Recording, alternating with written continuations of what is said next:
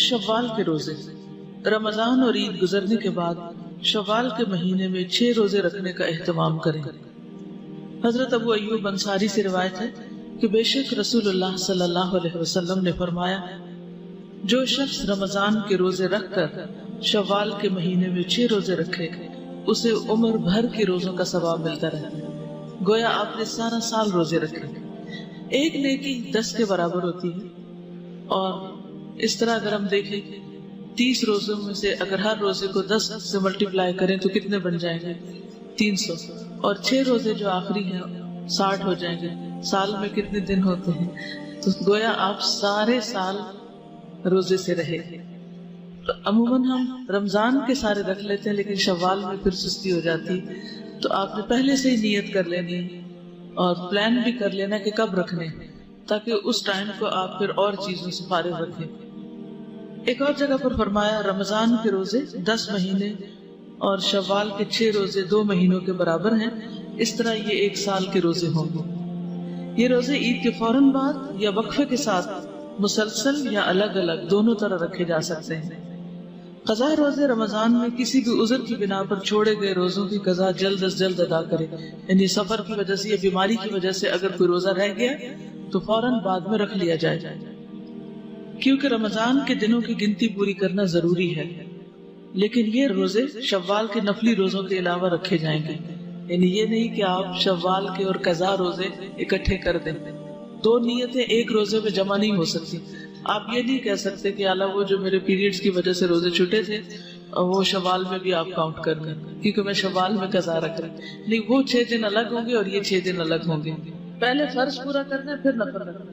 اس طرح 12 دن بن جائیں گے، لیکن اس میں اپنے آپ کو مظلوم نہ سمجھے کیونکہ آپ نے 6 دن پہلے چھٹی کر لی ہے تو حساب برابر ہی ہے. قرآن مجید میں آتا ہے، من کان مریضا او علی سفر فعدۃ من ایام اخر یرید اللہ بکم اليسر ولا یرید بکم العسر ولتکملوا العدہ. اور جو کوئی مریض ہو یا سفر پر ہو تو وہ دوسرے دنوں میں روزوں کی تعداد پوری کرے. اللہ تمہارے ساتھ نرمی کرنا چاہتا ہے، سختی کرنا نہیں چاہتا، اس لیے یہ طریقہ تمہیں بتایا جا رہا ہے تاکہ تم روزوں کی تعداد پوری کرو. تو گنتی پوری کرنا ضروری ہے. اس کے علاوہ پھر ہر مہینے کے 3 روزے ہیں اور ہر ہفتے کے 2 روزے، جو بھی آپ چوز کریں. دونوں طرح رکھنا چاہیں تو بہت ہی اچھا ہے، لیکن اگر ان میں سے کوئی ایک سنت فالو کرتے رہے سال بھر تو بہت ہی مناسب ہوگا اور انشاءاللہ مقربین والے اعمال میں سے. رسول اللہ صلی اللہ علیہ وسلم نے فرمایا، سوموار اور جمعرات کو لوگوں کے اعمال اللہ کے حضور پیش کیے جاتے ہیں، اور میں چاہتا ہوں کہ جب میرے اعمال اللہ کے ہاں پیش کیے جائیں تو میں اس وقت روزے سے ہوں. اور ہر مہینے میں 3 روزے رکھنا، اس کا کیا اجر و ثواب ہے؟ وہ دل کے کینے کو دور کر دیتا ہے. 3 کون سے دن؟ 13، 14، 15. ٹھیک ہے. روزے کی فضیلت. فضل الصوم. رمضان المبارک کے شروع ہوتے ہی جنت کے دروازے کھول دیے جاتے ہیں اور جہنم کے دروازے بند کر دیے جاتے ہیں. عن ابی ہریرہ قال قال رسول اللہ صلی اللہ علیہ وسلم اذا دخل رمضان فتحت ابواب السماء وغلقت ابواب جہنم وسلسلت الشیاطین. متفق علیہ. حضرت ابو ہریرہ رضی اللہ عنہ سے روایت ہے کہ رسول اللہ صلی اللہ علیہ وسلم نے فرمایا، جب رمضان آتا ہے تو آسمان کے دروازے کھول دیے جاتے ہیں، جہنم کے دروازے بند کر دیے جاتے ہیں اور شیاطین قید کر دیے جاتے ہیں. جی، آسمان کے دروازے کیوں کھول دیے جاتے ہیں؟ دعاؤں کی قبولیت کے لیے، اعمال کی قبولیت کے لیے. اور بتانے کا مقصد کیا ہے؟ تاکہ لوگ اور زیادہ شوق و ذوق کے ساتھ عبادت کریں. یعنی عبادت کا شوق دلانے کے لیے یہ بات کی جا رہی ہے. اور پھر جنت کے دروازے کتنے ہیں؟ 8 دروازے. جہنم کے ساتھ ہیں، لہا 7 ابواب لکل باب منہم جزء مقسوم. تو جنت کے سب دروازے کھول دیے جاتے ہیں. تو اس سے مراد یہ ہے کہ ایک تو یہ کہ جنت رمضان کے لیے تیار کی جاتی ہے، اور رمضان میں اس کے دروازے کھولنے کا جو تصور دیا گیا وہ جنت کی طرف جانے کا شوق بڑھانے کے لیے، اور یہ بھی انڈائریکٹلی کس لیے؟ تاکہ لوگ زیادہ سے زیادہ اچھے کام کریں، نیکیوں کی طرف بڑھیں، دوڑیں، اور اس منزل کو سامنے رکھتے ہوئے، اس اجر اور اس ثواب کو سامنے رکھتے ہوئے اور زیادہ تیزی کے ساتھ نیکی کی طرف بڑھیں. اور پھر جنت کا تصور جو ہے اور جنت کے کھلے دروازوں کا تصور دراصل انسان کے لیے ایک سبب یا ذریعہ بنتا ہے. کس بات کا؟ یا ایک وجہ بنتی ہے کیا؟ کہ انسان نیکی کی طرف اور زیادہ شوق کے ساتھ دوڑے. جہنم کے دروازے بند کر دیے جاتے ہیں تو جہنم میں لے جانے والی کیا چیزیں؟ برائیاں. تو جہنم کے دروازے بند کرنے کا مطلب پھر کیا ہے؟ کہ انسان کو دنیا میں بھی، اس زمین پر بھی ایسا ماحول فراہم کیا جاتا ہے روزے کے ساتھ، یعنی روزے جیسی عبادت کے ساتھ، کہ انسان کو ایک نیکی کا ایسا ماحول ملتا ہے کہ جس میں جنت کی طرف لے جانے والے کام زیادہ کرنے کی توفیق یا مواقع ملتے ہیں، اور جہنم کی طرف لے جانے والے کاموں کے مواقع کم ہو جاتے ہیں. باب اصل میں ذریعہ ہے. اب اس میں آپ دیکھیے کہ یعنی اس میں کوئی اشکال نہیں ہے کہ اگر ہم یہ مانیں کہ ہاں واقعی ایسا ہوتا ہے، اور جنت والے جب جنت میں داخل ہوں گے تو اس کے بارے میں کیا کہا کہ مفتحۃ لہم الابواب، کہ دروازے پہلے سے ہی کھول دیے جائیں گے. دروازے کا بند ہونا اور کھل جانا یہ کس بات کی علامت ہے؟ سہولت سے داخل ہونے کی، ویلکم کرنے کی. مثلا اگر آپ کہیں جا رہے ہیں اور دروازہ خود بخود کھل جاتا ہے، یہ پہلے سے ہی کھلا ہوا ہے، تو یہ کس بات کی علامت ہے؟ کہ ویلکم، آپ کا انتظار کیا جا رہا ہے، آپ اس کے اہل ہیں کہ آپ یہاں داخل ہوں. اور کسی دروازے کا بند ہونا کیا ہے؟ کسی رحمت سے یا کسی بھی خیر اور بھلائی سے محروم ہونا. اور پھر جنت کے جو مختلف دروازے ہیں اس سے کیا پتہ چلتا ہے کہ ان میں سے ایک دروازہ باب الریان بھی ہے. جیسے کہ ایک اور حدیث میں آتا ہے کہ جنت کے 8 دروازے ہیں، جن میں سے ایک دروازے کو ریان کہتے ہیں. اس دروازے سے صرف روزے دار ہی داخل ہوں گے، کوئی اور داخل نہیں ہو سکے گا. پھر یہ کہ رمضان میں عمرے کا ثواب حج کے برابر ملتا ہے. عام نیکیوں کا ثواب بھی عام دنوں سے زیادہ ہوتا ہے، اور خصوصاً عمرے کا ثواب. ان عطا ان رحمہ اللہ. جب میں عربی عبارت پڑھوں تو آپ لوگ اپنی پینسل کے ساتھ عربی عبارت کے ایک ایک لفظ پر ساتھ ساتھ چلتے چلے جائیں، یعنی اپنی پینسل کو اس لفظ پر رکھتے چلے جائیں. اس کا کیا فائدہ ہوگا؟ عربی سے آپ کی نگاہیں مانوس ہوں گی، اور ہو سکتا ہے بہت سا ترجمہ آپ کو پہلے سے یاد ہو اور چند لفظ مشکل ہوں جو آپ کو نہ آئے. ان عطا ان رحمہ اللہ قال سمعت ابن عباس رضی اللہ عنہما يحدثنا قال رسول اللہ صلی اللہ علیہ وسلم لامرأة من الانصار سماها ابن عباس رضی اللہ عنہما فنسیت اسمها ما منعك ان تحجی معنا قالت لم يكن لنا الا نادحان فحج ابو ولدها وابنها على نادح وترك لنا نادحا نندح عليه قال فإذا جاء رمضان فاعتمري فإن عمرة فيه تعدل حجة رواہ مسلم. حضرت عطا رحمہ اللہ کہتے ہیں میں نے حضرت عبداللہ بن عباس رضی اللہ عنہ سے سنا کہ رسول اللہ صلی اللہ علیہ وسلم نے انصار کی ایک عورت ام سنان سے فرمایا. حضرت عبداللہ بن عباس نے اس عورت کا نام بھی لیا مگر میں بھول گیا. ام سنان جو بریکٹ میں لکھا ہے بعد میں دوسری روایات سے، لیکن جو راوی اس حدیث کے ہیں انہوں نے جب حدیث سنی تو اس حدیث کو روایت کرتے ہوئے اس خاتون کا نام بھول گئے، جبکہ اور بھی سننے والے تھے، انہوں نے جب روایت کیا تو انہوں نے نام یاد رکھا. تو یہیں سے پھر روایات کے فرق ہو جاتے ہیں کہ رسول اللہ صلی اللہ علیہ وسلم نے ام سنان سے کہا تم ہمارے ساتھ حج پر کیوں نہیں چلتی؟ آپ کو معلوم ہے کہ حجۃ الوداع کے موقع پر میکسیمم لوگ آپ صلی اللہ علیہ وسلم کے ساتھ تھے، یعنی زیادہ سے زیادہ لوگ جو تھے وہ شریک ہوئے تھے اور انہیں آپ کے ساتھ حج کے مناسک سیکھنے کا موقع ملا تھا. تو آپ نے ان کو بھی دعوت دی کہ آپ بھی چلیں. عورت نے عرض کیا ہمارے پاس صرف 2 اونٹ تھے، ایک پر میرا شوہر اور بیٹا دونوں حج کے لیے گئے ہیں، اب ایک اونٹ گھر میں ہے جس پر ہم پانی وغیرہ لاتے ہیں، یعنی اس سے ہم گھر کے کام کاج کرتے ہیں. رسول اللہ صلی اللہ علیہ وسلم نے فرمایا اچھا جب رمضان آئے تو عمرہ کر لینا، اس کا ثواب بھی حج کے برابر ہے. اسے مسلم نے روایت کیا. اس کا یہ مطلب نہیں کہ اس عورت سے حج کا فریضہ جو ہے وہ ساقط ہو گیا. اگر کسی پر حج کا فریضہ عائد ہوتا ہو تو وہ فریضہ حج کرنے سے ہی ادا ہوگا، عمرے سے نہیں ادا ہوگا. لیکن یہاں پر جس چیز کی طرف توجہ دلائی جا رہی ہے وہ یہ ہے کہ حج تو بعد میں آئے گا. اگر اس سے پہلے ہی رمضان میں عمرہ کر لیا جائے تو وہ عمرہ حج برابر ہو جائے گا، کیونکہ انسان کو زندگی کا تو نہیں پتا ہوتا کہ کب مہلت ختم ہو جائے. تو اس لیے بعض لوگ یہ کہتے ہیں کہ ہم عمرہ نہیں کرتے. کیوں؟ کیا توجیہ پیش کرتے ہیں؟ حج فرض ہو جائے گا. تو یہ حدیث بالکل اس کے یعنی اس تصور کو توڑنے والی ہے کہ حج تو ایک مستقل عبادت ہے. جب اس کا موقع آپ کو ملے وہ آپ کریں، لیکن اگر اس سے پہلے آپ کو عمرے کا موقع مل رہا ہے تو یہ سوچ کے عمرہ نہ چھوڑیں کہ اس طرح حج فرض ہو جائے گا. نہیں، وہ تو اگر فرض ہے تو ویسے ہی فرض ہے، اور اگر فرض نہیں تو فرض نہیں. اور اگر اس سے پہلے رمضان میں عمرے کا موقع ہے تو اس موقع سے فائدہ اٹھا لیا جائے. یعنی یہ تو اپنی اپنی بات ہے کہ کون کس نیکی کا کتنا شوقین ہے اور کتنی اس میں وسعت ہے. روزہ قیامت کے دن روزہ دار کی سفارش کرے گا. ان عبد اللہ بن عمرو ان رسول اللہ صلی اللہ علیہ وسلم قال الصیام والقرآن یشفعان للعبد یوم القیامت یقول الصیام ای رب منعته الطعام والشہوة فشفعنی فیہ ویقول القرآن منعته النوم باللیل فشفعنی فیہ قال فیشفعان رواہ احمد والطبرانی صحیح.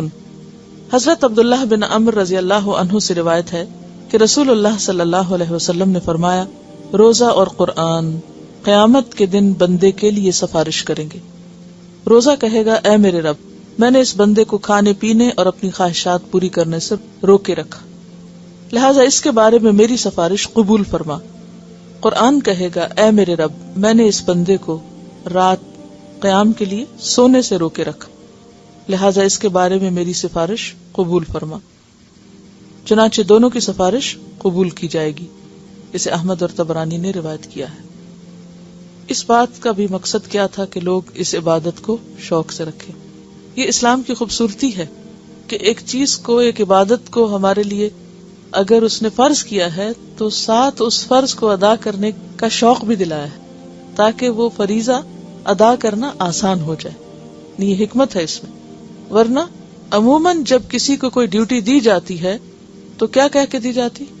اگر وہ مشکل سے کر رہا ہے یا نہیں کر پا رہا تو ڈیوٹی از ڈیوٹی، یہ تمہاری ڈیوٹی تمہیں کرنی ہوگی. کرو گے تو تمہارا اپنا فائدہ ہے، نہیں کرو گے تو نقصان ہوگا تمہارا ہی ہوگا. لہذا یہ ڈیوٹی ہے، اس لیے اس کو کرو. اسلام نے ہمیں کوئی بھی ڈیوٹی اس طرح کی نہیں دی کہ یہ کہا ہو کہ یہ نماز ہے تمہارا فرض ہے، تمہاری ڈیوٹی ہے، پڑھ لو. ہم تھکے ہوئے ہیں یا کچھ بھی، یا کوئی نیند آ رہی ہے، یا قرآن پڑھنے کا معاملہ ہے، یا روزے کا. ظاہر ہے کہ ان سب چیزوں میں ایک نفس پر ایک مشقت بھی ہے، ایک تکلیف بھی ہے، یہ ایک بعض اوقات انسان کے لیے یہ کام بھاری بھی ہو جاتے ہیں. لیکن جب اجر سامنے ہوتا ہے، جزا سامنے ہوتی ہے، تو مشکل سے مشکل کام آسان لگنے لگتے ہیں. یہی اللہ تعالیٰ کی رحمت اور مہربانی ہے کہ ہمارے فائدے کے لیے ہمیں کام کرنے کو کہا جاتا ہے اور پھر مزید اس پر ثواب اور اس کا فائدہ بتا کے اس کو آسان بھی کر دیا جاتا ہے. روزے کا اجر بے حساب ہے. عن ابی ہریرہ قال قال رسول اللہ صلی اللہ علیہ وسلم قال اللہ عز وجل. یہاں آپ دیکھ رہے ہیں کہ حضرت ابو ہریرہ سے روایت ہے، نبی صلی اللہ علیہ وسلم نے فرمایا، اللہ تعالیٰ فرماتا ہے. اور ایسی حدیث حدیث قدسی کہلاتی ہے جس میں الفاظ نبی صلی اللہ علیہ وسلم کے ہوتے ہیں لیکن بات اللہ تعالیٰ کی طرف سے ہوتی ہے. کل عمل ابن آدم لہ الا الصیام فإنہ لی وأنا اجزی بہ والصیام جنۃ فإذا كان یوم صوم احدکم فلا يرفث یومئذ ولا يسخب فإن سابہ احد او قاتلہ فلیقل انی امرؤ صائم والذی نفس محمد بیدہ لخلوف فم الصائم اطیب عند اللہ یوم القیامہ من ریح المسک وللصائم فرحتان یفرحہما اذا افطر فرح بفطرہ وَإِذَا لَقِيَ رَبَّهُ فَرِحَ بِصَوْمِهِ رواہ مسلم۔ حضرت ابو ہریرہ رضی اللہ عنہ کہتے ہیں کہ رسول اللہ صلی اللہ علیہ وسلم نے فرمایا، اللہ عز و جل فرماتا ہے کہ ابن آدم کا ہر عمل، ابن آدم کون ہوتا ہے؟ انسان، ہر انسان، ابن آدم کا ہر عمل اس کے لیے ہے سوائے روزے کے۔ روزہ میرے لیے ہے اور میں ہی اس کی جزا دوں گا۔ یعنی روزے کو خاص اپنے لیے کیوں قرار دیا؟ کیونکہ روزہ ایک ایسی عبادت ہے جس کا علم صرف اللہ تعالیٰ کو ہوتا ہے۔ آپ نماز پڑھیں، آپ صدقہ کریں، آپ ذکر کریں، آپ لوگوں کی نگاہوں میں آ جاتے ہیں، یعنی آپ کا عمل ظاہر ہو جاتا ہے۔ لیکن اگر آپ روزہ رکھے ہوئے ہوں تو جب تک آپ منہ کھول کے خود نہ بتائیں کہ میں روزے سے ہوں، کسی کو پتہ نہیں چلتا۔ اور ویسے بھی اگر رمضان کا مہینہ بھی ہو تو بھی کس شخص کا روزہ ہے اور کس کا نہیں ہے یہ صرف اللہ کو پتہ ہے۔ اور روزہ آگ سے ڈھال ہے۔ یہاں انہوں نے آگ کا لفظ بریکٹ میں ڈالا ہے، لیکن یہ کہ یہ ڈھال کئی چیزوں سے ہو سکتی ہے، گناہوں سے بھی تو ڈھال کیا ہوتی ہے؟ شیلڈ، جس سے دشمن کے وار کو روکا جاتا ہے، پروٹیکشن کے لیے ہوتی ہے شیلڈ۔ تو روزہ ڈھال ہے دنیا میں گناہوں سے اور آخرت میں آگ سے۔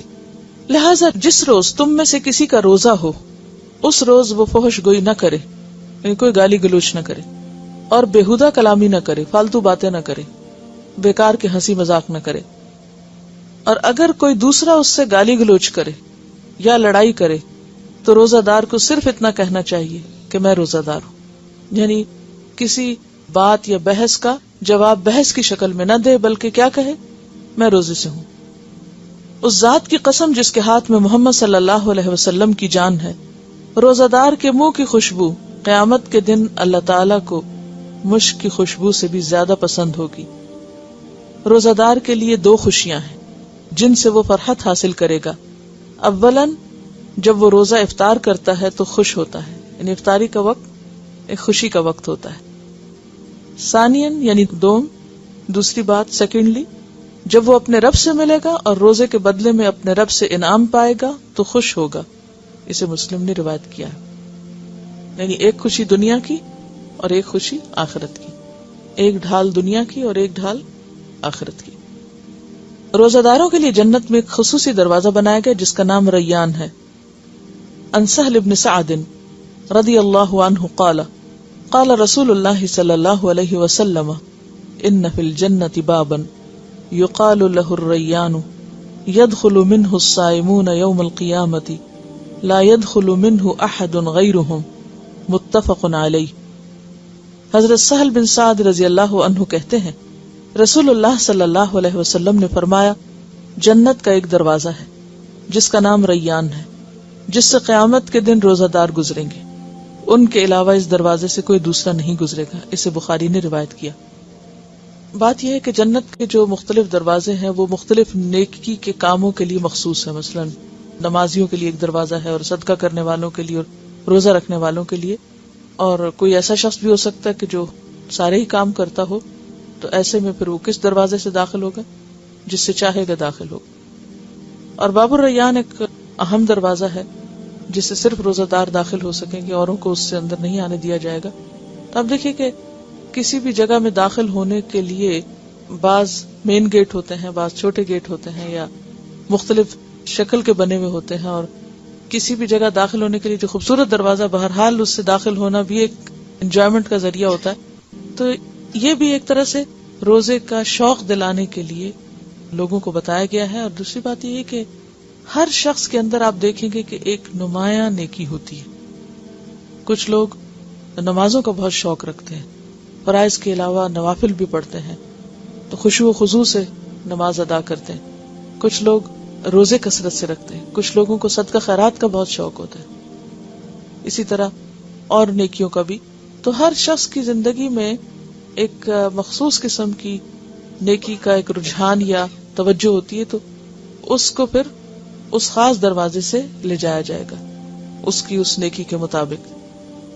اور جب آپ صلی اللہ علیہ وسلم ایک موقع پر جنت کے دروازوں کا ذکر کر رہے تھے تو حضرت ابوبکر نے پوچھا تھا کہ یا رسول اللہ صلی اللہ علیہ وسلم کوئی ایسا شخص بھی ہوگا کہ جسے ہر دروازے سے پکارا جائے گا؟ اصل میں دروازے سے بھی پکار آئے گی کہ یہاں فلاں اور فلاں یہاں سے آئے اور گزرے، یعنی ویلکم کیا جا رہا ہوگا نا، ہر طرف سے ان کی آؤ بھگت ہوگی۔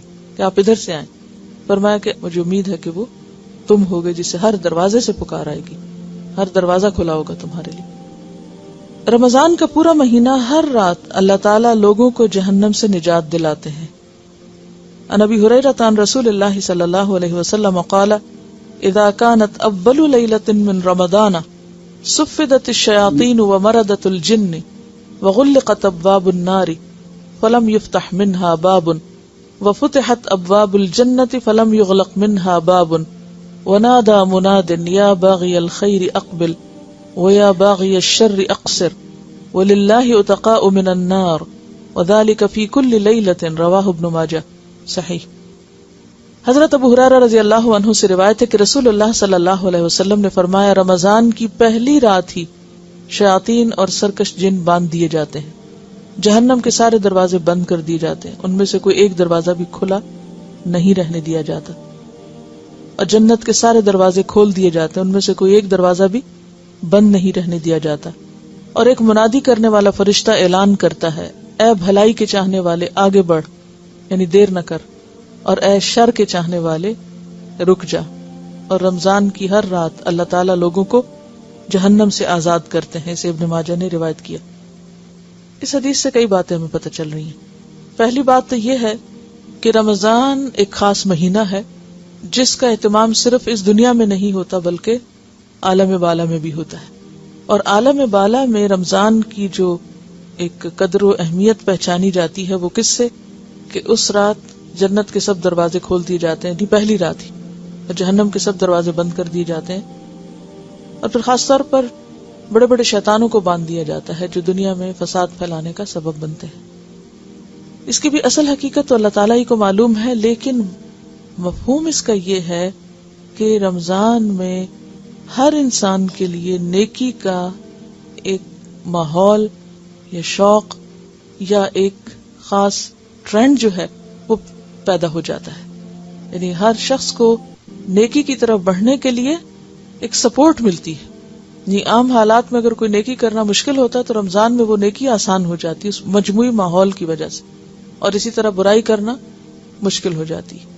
کیونکہ بہت سے لوگ اس پر اعتراض کرتے ہیں کہ پھر بھی لوگ غلط کام کیوں کرتے ہیں. تو اس سے یہ نہیں کہا گیا کہ سارے جن شیطان بند ہو جاتے ہیں، اس سے کہا گیا کہ شیاطین اور سرکش جن، اور پھر شیطان کی تربیت میں رہنے کے بعد انسان کافی حد تک اس کا رنگ لے چکا ہوتا ہے. اگر وہ بند بھی ہو جائے تو انسان خود کافی ہے.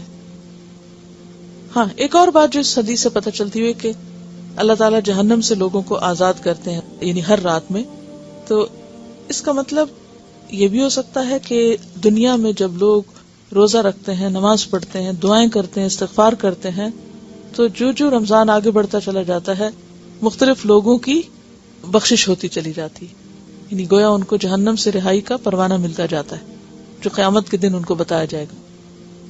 اور یہ بھی ہو سکتا ہے کہ جو لوگ مر چکے ہوں اور وہ کسی عذاب میں مبتلا ہوں تو اللہ تعالیٰ اس مہینے کی برکت سے ان کو بھی عذاب سے رہا کرتے ہوں. اللہ ہی حقیقت جانتا ہے، کیونکہ بظاہر کوئی ایسی دلیل تو نہیں، لیکن قیاس کیا جا سکتا ہے اس حدیث پر جس میں آتا ہے کہ نبی صلی اللہ علیہ وسلم رمضان کے مہینے میں قیدیوں کو آزاد کر دیا کرتے تھے. یعنی ایک خاص مہینہ تھا تو اس لیے آپ اس مہینے میں بہت زیادہ لوگوں کے ساتھ شفقت اور محبت اور احسان کرنے والے تھے. ایک حدیث میں آتا ہے کہ کان اجود ما یکون فی رمضان، کہ سب سے زیادہ آپ کی سخاوت رمضان کے مہینے میں ہوتی تھی. حین یلقاہ جبریل، جب جبریل آپ سے ملاقات کرتے تھے، اور رمضان کی ہر رات میں جبریل آپ سے ملاقات کرتے تھے، اور خصوصاً آخری عشرے میں، اور تیز آندھی سے بھی زیادہ آپ سخی ہو جاتے تھے یا سخاوت کیا کرتے تھے. روزہ افطار کے وقت بھی اللہ تعالیٰ لوگوں کو جہنم سے آزاد کرتے ہیں. عن جابر قال قال رسول اللہ صلی اللہ علیہ وسلم ان للہ عند کل فطر اتقاء وذلک فی کل لیلہ. رواہ ابن ماجہ. حضرت جابر سے روایت ہے کہ رسول اللہ صلی اللہ علیہ وسلم نے فرمایا اللہ تعالیٰ ہر روز افطار کے وقت لوگوں کو جہنم سے آزاد کرتے ہیں. اسے ابن ماجہ نے روایت کیا ہے. رمضان میں صیام اور قیام کرنے والا قیامت کے دن صدیقین اور شہداء کے ساتھ ہوگا. لیکن اصل چیز پھر کوالٹی ہے کہ کس درجے کا روزہ رکھا، روزہ رکھ کے کیا کیا، اور پھر کس طرح کا قیام کیا. عن عمرو بن مرہ الجهني قال جاء رجل إلى النبي صلى الله عليه وسلم فقال يا رسول الله أرأيت إن شهدت أن لا إله إلا الله وإنك رسول الله وصليت الصلوات الخمس وأديت الزكاة وصمت رمضان وقمته فممن أنا قال من الصديقين والشهداء رواہ البزار وابن خزیمہ اور حدیث صحیح ہے۔ حضرت عمرو بن مرہ جوہنی کہتے ہیں کہ ایک آدمی نبی اکرم صلی اللہ علیہ وسلم کی خدمت میں حاضر ہوا اور عرض کیا یا رسول اللہ اگر میں گواہی دوں کہ اللہ کے سوا کوئی الہ نہیں، آپ اللہ کے رسول ہیں، 5 نمازیں پڑھوں، زکوٰۃ ادا کروں اور رمضان میں صیام اور قیام کروں تو میرا شمار کن لوگوں میں سے ہوگا؟ آپ صلی اللہ علیہ وسلم نے فرمایا صدیقین اور شہداء میں سے۔ تو اس سے کیا پتہ چلتا ہے کہ روزہ ایک ایسی عبادت ہے کہ جو انسان کے لیے بے پناہ اجر اور ثواب کا باعث بنتی ہے۔